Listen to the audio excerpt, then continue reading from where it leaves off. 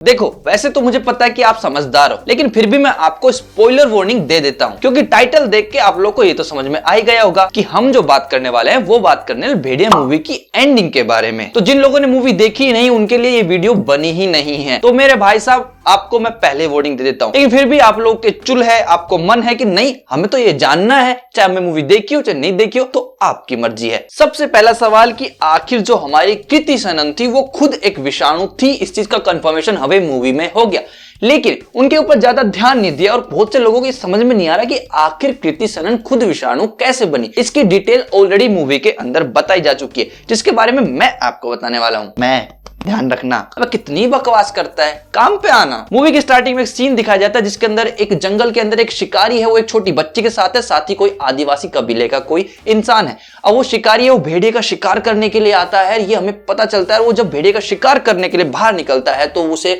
भेड़िया यानी कि हमारा जो विषाणु है, उस टाइम पे कौन विषाणु था इस चीज का आइडिया नहीं, लेकिन कृति सनन से पहले का जो विषाणु था वो उसे मार देता है। उसके बाद में वो ही भेड़िया है वो कृति सनन पे भी यानी कि हमारी जो डॉक्टर अनिका है उसके ऊपर भी हमला करता है। चूंकि बच्ची है उसकी कोई वजह नहीं होती उसको मारने की, तो उसे हमारा जो विषाणु है वो चुनता है अपने सैनिक के तौर की भी कि अब मेरा अगला विषाणु ये होने वाला है।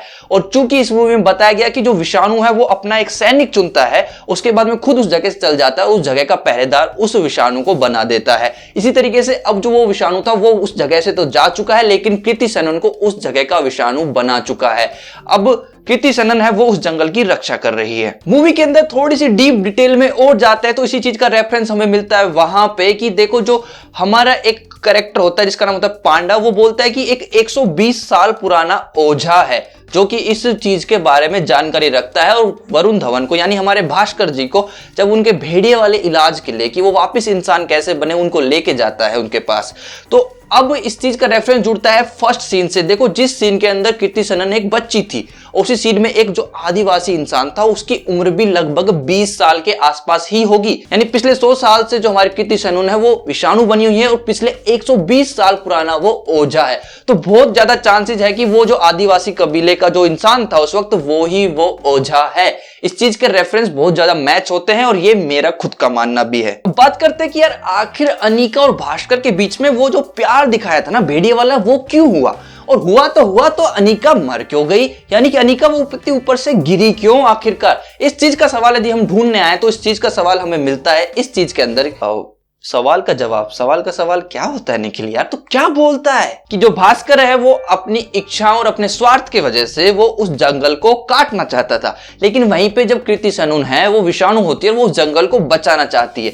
इतना कुछ जानने के बावजूद भी वरुण धवन को पता था कि ये चाहती तो मुझे सीधे सीधे मार सकती थी। विषाणु ने उसे मौका दिया कि शायद वरुण धवन बदल रहा है और इसी वजह से उसको जिंदा छोड़ा गया। अब वरुण धवन को जब अपनी गलती का एहसास होता है कि नहीं वो कितनी बड़ी मिस्टेक कर रहा था, कितनी बड़ी चीज को अपने छोटे स्वार्थ के कारण वो खराब कर रहा था, और उस चीज को जानने के बावजूद भी कृति सनन तैयार थी कि उसे वापस इंसान बना दे, तो इन सब चीज को लेके वो बहुत ज्यादा गिल्ट में आ गया। साथ के साथ उसने जितना भी टाइम स्पेंड किया था वो सब चीजें एक साथ काम करने लगी और फाइनली उसे फील हुआ वो अटैचमेंट की मुझे उसे बचाना है एनी हाउ। अब बचाने के बाद में जब वो वापस उसी जगह जाते हैं जहां पे वो कृति सनन की फेवरेट प्लेस होती थी, जहां पे वरुण धवन को उस जंगल से प्यार होता था, वहां पे कृति सनन है वो अपने काम को करते करते थक चुकी होती है और ये रियलाइज करती है कि हाँ अब ये एक सही विषाणु है, ये मेरी जगह इस जंगल की रक्षा कर सकता है। तो वो खुशी खुशी अपने आप को उस जगह से नीचे ढकेल देती है, वो उस जंगल में विलीन हो जाती है। हालांकि मूवी में ना एक रूल होता है कि भाई साहब जब तक आप लास्ट नहीं देख लो खुद अपनी आंखों से या फिर कोई सीन ना दिखा दिया जाए तो इसका मतलब है कि वो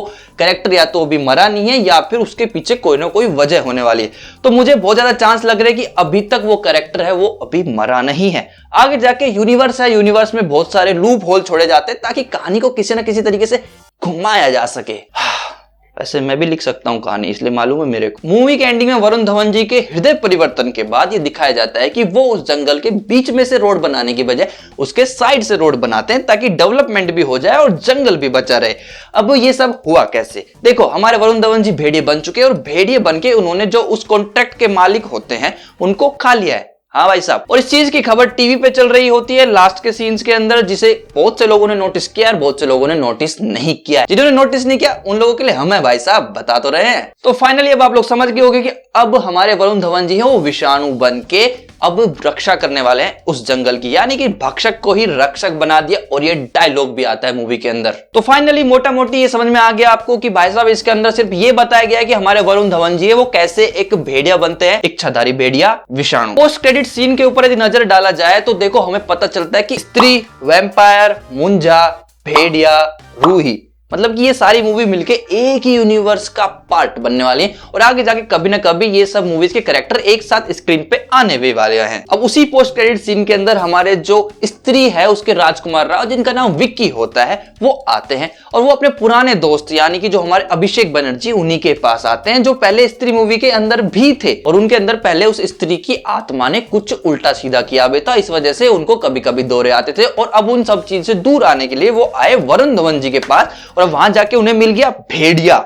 मतलब प्रॉब्लम इस आदमी में है, ये जहां जाता है वहां कुछ ना कुछ कांड हो जाता है या फिर पिक्चर बन जाती है। अब हमारे राजकुमार राव जी बहुत टाइम से अभिषेक बनर्जी को ढूंढ रहे क्योंकि उन्हें वापस स्त्री को ढूंढना है। स्त्री बोले तो हमारी श्रद्धा कपूर जी को, क्योंकि श्रद्धा कपूर जी अचानक से गायब हो गई थी उनकी जिंदगी से, तो उन्हें बहुत ज्यादा चांस लगता है कि यार कहीं उसके पीछे उस स्त्री का हाथ तो नहीं है या फिर वो खुद स्त्री तो नहीं है। इस तरह के बहुत सारे सवाल उनके जहन में है और अब उन्हें प्यार को ढूंढने के लिए वो अब वापस अपने दोस्त की मदद चाहते हैं, इसलिए वो वापस उसे ढूंढते ढूंढते आए। अब आगे होगा क्या? आगे देखो हमें समझ में आ रहा है कि जो भेड़िया है वो अब इनकी टीम में आ गया है और अब इसी से हमें रेफरेंस नजर आता है कि जो वैम्पायर मूवी है जो आने वाली, जिसके अंदर आयुष्मान खुराना है वो वैम्पायर का रोल प्ले करने वाले हैं, वो भी लगभग इन्हीं की टीम में होंगे। क्यों होंगे? इसका हमें आंसर मिलता है कि देखो जो भेड़िया है उसकी वैम्पायर्स यानी कि बैट फैमिली जो है, जो चमगादड़ वगैरह है, उनसे अच्छी खासी बनती है, ऐसा मूवी में हमें नजर आता है। क्लाइमैक्स के अंदर भी जब वरुण धवन है उसकी मदद करते हैं बहुत सारे चमगादड़ उन लोगों को यानी पुलिस को, शिकारियों को हराने के लिए। वहीं पे शुरुआत से जो हमारी अनिका होती है जो कि विषाणु होती है उसकी हेल्प भी कर रहे होते चमगादड़ कहीं ना कहीं। तो इससे हमें पता चलता है कि बहुत ज्यादा चांस है कि चमगादड़ यानी वैम्पायर फैमिली जो है हमारे आयुष्मान खुराना, वो और जो भेड़िया है वो मिलके एक ही टीम में आने वाले हैं। अभी सब मिलके लड़ेंगे एक विलन से, जो कि कुछ कॉमन विलन होने वाला है, कुछ बड़ा विलन होने वाला है और उसमें तो बहुत सारे साल लग जाएंगे। अभी अब लोग पूछेंगे कि भाई साहब मुंजा और रूही मूवी का क्या? तो भाई साहब साफ साफ बता दूं, जो मुंजा है वो स्त्री का प्रीक्वल होने वाली है, यानी कि स्त्री बनी कैसे उसे बताने वाली है।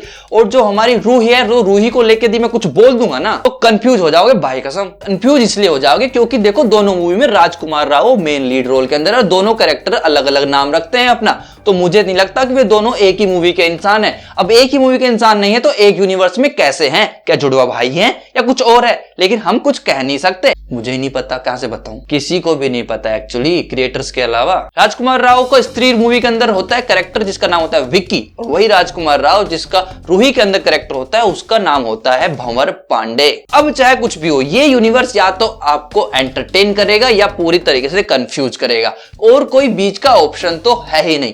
लेकिन आप लोगों के पास एक ऑप्शन है, चाहो तो आप लोग अपनी थ्योरी और अपने विचार कमेंट सेक्शन में बोल सकते हो, चाहो तो हमें लाइक कर सकते हो और चाहो तो हमें सब्सक्राइब। नो, सब्सक्राइब का कोई ऑप्शन नहीं है, ये मैंडेटरी है, करना ही पड़ेगा। क्या बोल रहा है? चाहो तो शेयर, अबे जाके शक्ल देख और सब्सक्राइबर देख, शेयर करेंगे वीडियो।